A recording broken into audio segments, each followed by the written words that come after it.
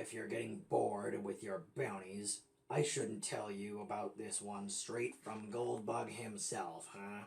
Not just mine. He's reached out to every bounty hunter and Middlebot in the city. Bring the Decepticon in alive, or at least incapacitate him enough that Goldbug's men can come to him. First one to grab the target gets a big payday. You're just the last one to hear about it because you were running around past the static zone. Megatron's most trusted lieutenant, and the voice of the Decepticon rebellion. I just want peace. You know, the opposite of war. If Goldbug really wants you dragged in so bad that he's declared open season, the other Autobot warlords are going to hear about it, and they'll want you too. Let me help you. Tell me how to help you. I wonder if there's an extra reward if I can get this out of him. One step closer to Megatron. It's been hundreds of cycles since I've seen another Decepticon. The last time my former compatriots raced past me through the tunnels, I watched them from the shadows, satisfied to see they were still alive but never reaching out. In all that time, it had never been a secret overhead. Megatron, old friend. I was worried I had the wrong coordinates. You know how the Rust Seas mess with our navigational systems. That was the point. I told you to stay away from here, Starscream. I hate to see any of my soldiers like this, especially the foolhardy ones. Well, you know what they say about me. As much as you shove me away, I'm forever your loyal lieutenant. You fool. The gases of the Rust Seas are already threatening to eat away at him. I can't leave him on the surface. Being in Starscream's presence, it's as if the universe's most inconvenient virus compels me to fix the poor bot. I choose not to think of how I've sent my coordinates out to the Seekers in case they need me. They can't possibly still need me. I imagine this is what a Dinobot chew toy must feel like. It's certainly what I imagine one would look like. Stay down, Starscream. What happened to you? Body scrappers. Blur is the one responsible for most of this. Why were you fighting body scrappers? I wasn't looking for them, I assure you. I don't know how, but they got wind of my recent activities. Now there's a sizable bounty on my head. I must have been overheard, or maybe they've been tracking me since I went out in the desert. The other option is much less pleasant than Well, if it's the second, there's nothing that can be done about it now, is there? Anyway, so this is where the great Decepticon leader Megatron has been living. Starscream understands subtlety, can even utilize it when pressed. I'm not falling for this awkward topic change. I like the quiet. So much so you burrowed under the ground like a driller. What do you want, Starscream? The lack of a pressing war is no excuse for long-windedness. You know, this reminds me of the first time I ever saw you. Do you remember? The day you showed up, demanding to join the cause. As usual, you tried your hardest to make yourself memorable. It still stings when I remember how many times you turned me away. I wasn't keen on putting a scholar on the battlefield. I didn't want to carry that burden. So you've said. More than once. But no, that was the first time I spoke to you. It was during the early protests in front of the Senate. You will step away from us slowly, Officer Prowl. I do not relish repeating myself. I was at the Senate arguing for public funding for my work with Jetfire, and you were outside. I was told that you were making noise, but that wasn't it. There are regulations about these protests. Your buddy Ratbat over here was far too close to the building, as are you. Is that your excuse for placing your hands on him? A reason to attack those you see as beneath you in society. because you were so rarely challenged in your reckless abuses of your authority? Hey! If my dear friend Ratbat wasn't on this side of the protest line, was instead part of the weak excuse for a counter-protest from earlier, would you have laid hands on him? So many of the bots in this city have grown comfortable with this pathetic hierarchy you've set up. We're those of us that leave her so that you don't have to are worthy of nothing but your cruelty. It is amusing to see you sputter when confronted with someone who is done with your bullying. You're out of line, Megatron! If you remember my name, I'm not sure why you thought I'd allow you to raise a hand in my presence. You may get away with things because of your friendship with the Senators and Orion protects you. But you and your mining trash are still subject to our laws and— Say that again, Prowl. Say the word trash and you will see what this trash is capable of. And I hope you do run off to tell my friends what happened here. Tell everyone. I admit to being a bit naive before then, not truly seeing where our government was heading. But seeing you stand up in that moment, declaring yourself not as above them, but as their equal? I'd never seen that before, not in Iacon. Are you done with your revisionist history? Excuse me? It feels odd to poke holes in this memory that my former second-in-command clearly adores, but he needs to hear it. What you saw as a great moment, I remember as the first time I was arrested. The rest of the miners got off easy, but I was trotted out in chains by officers, one of the first examples they had of what happened when you did not stay in line. It is not a moment worthy of romanticizing. As I recall, the drama of it played a large part in Ratbat's eventual election to the Senate. For all the good that did us. So why don't you tell me why you're really here? Is it not enough that I ran to where I knew I'd be safe while I healed up? No. I came back to ask for your help, Megatron. I need you because, as you can see, I've got a Titan-sized target on my back. I could attempt to recruit others without your help, but— You'd be better off that way. If things are as bad as you say, you need a leader. And I am no leader. What do you mean I'm free to go? You heard me. Someone higher up has decided this isn't worth our time. Again. Surely he wouldn't have interfered. Megatron, good to see jail didn't treat you poorly, even if you would have deserved it. Good night, Orion. Thank you, Orion, for getting me out from jail and erasing yet another disorderly conduct charge. I know how poorly our friendship reflects on your ambitions and plans while you try to bring order to this planet, so it is greatly appreciated. Feel free to add a few of your non-committal grunts that you do, whenever I'm right, if it makes you feel better. I owe you nothing, Orion. After all the times I've vouched for you, I think you do. These silly protests need to stop, Megatron. I'm tired of you dressing up chaos and calling it rights and empathy. None of that mattered until you riled up every bot with this Decepticon nonsense. Now I spend half my time cleaning up your pathetic messes. My messes? I'm fighting against what you and your secret police did to Shockwave. You reinstituted Impurita to break a bot that was supposed to be your friend, so he would stop fighting your men in the Senate. You thought you could take away his compassion with a torture from a bygone era. And when he tried to fight against your men, you replaced his hands and head with ones he wouldn't recognize. The surgery went wrong. You made that same empathy consume him, overwhelm him. Megatron, listen to yourself. My secret police, my men in the Senate. You're spouting conspiracies because you're letting your emotions overwhelm you.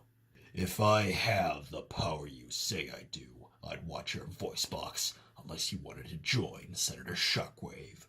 How dare you! That's enough, both of you. Stop right this instant. Don't touch me, officer.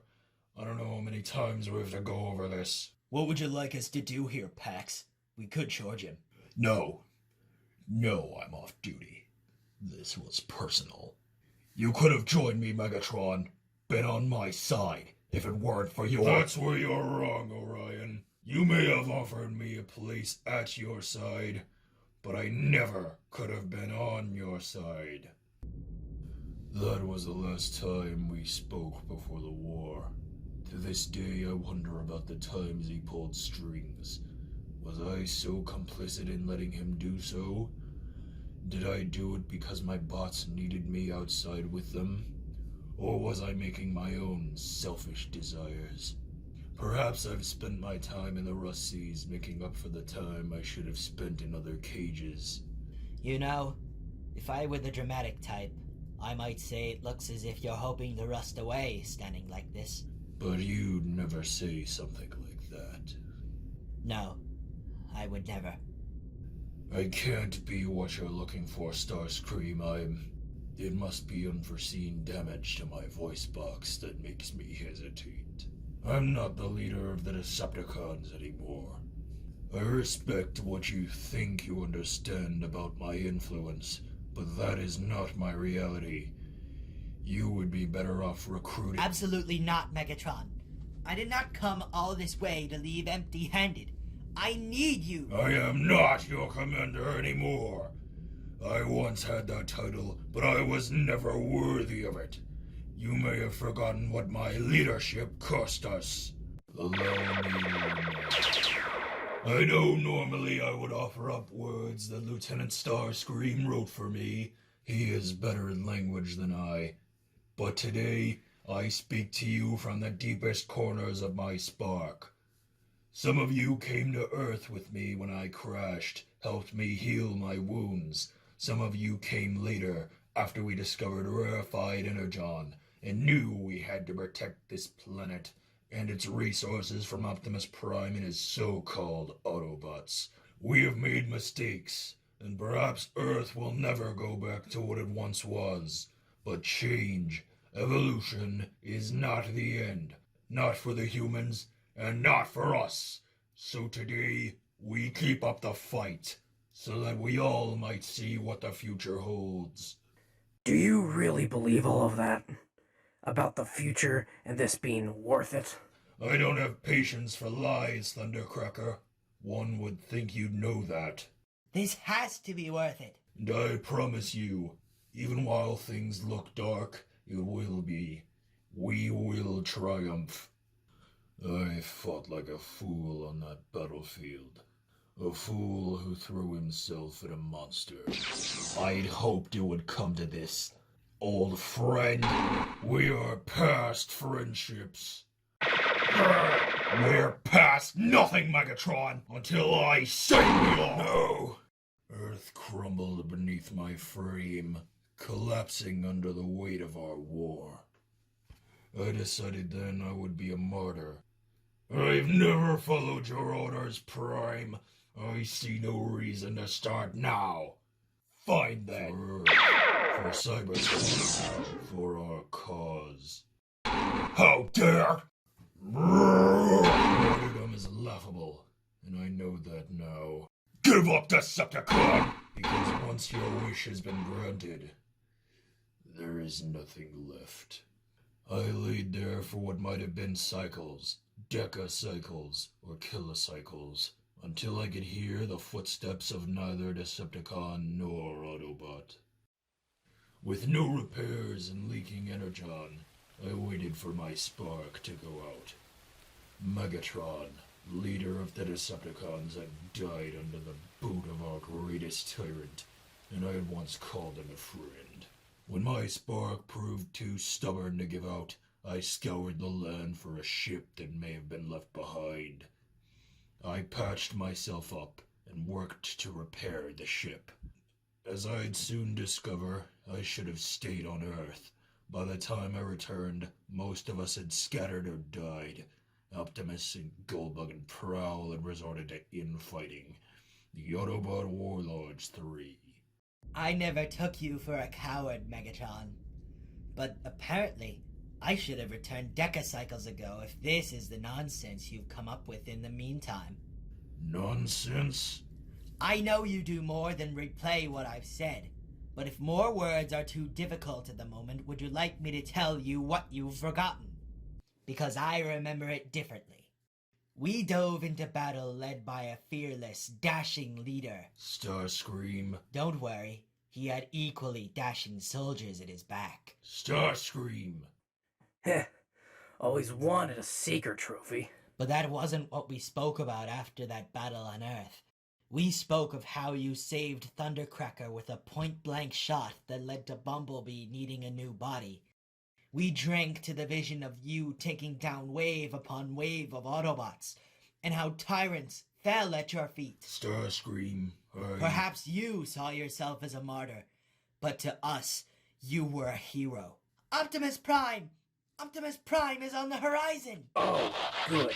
I wanted my spark to get snuffed out today. You're never not pessimistic, are you? So, we run now, right? You run.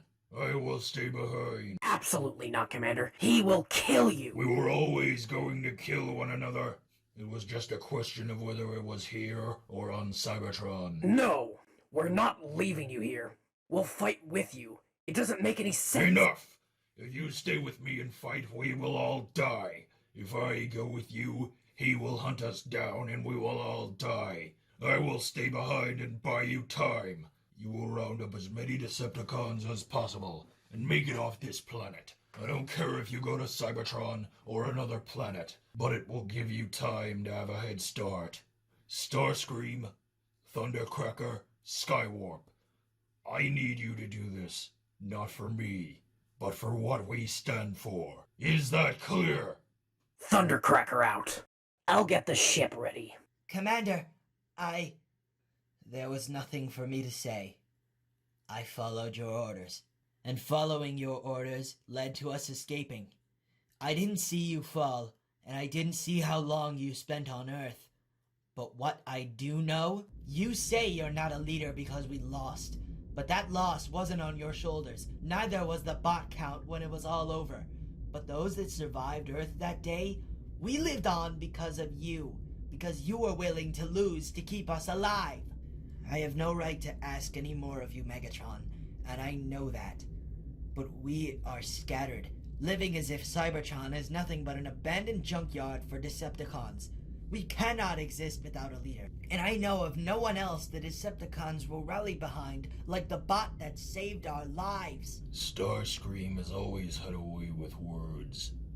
I want to believe him more than I've believed in anything other than the Decepticons in my entire life.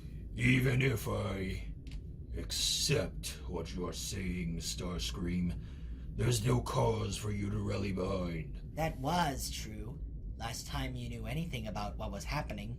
But you've been underground a long time, and things are different now. I may have changed things. Excuse me? Starscream, your theatrics and need for a stage aren't any more charming now than— Sit down, Megatron. I'm not some newly awakened spark, Starscream. I do not need to brace myself. Funny you put it that way. Remember we talked before, theoretically, about using my spark as the ultimate indestructible safe? What if I told you that was no longer theoretical, Megatron? What if I told you that we can use what I have inside of it to wake the Titans? We can take back Cybertron.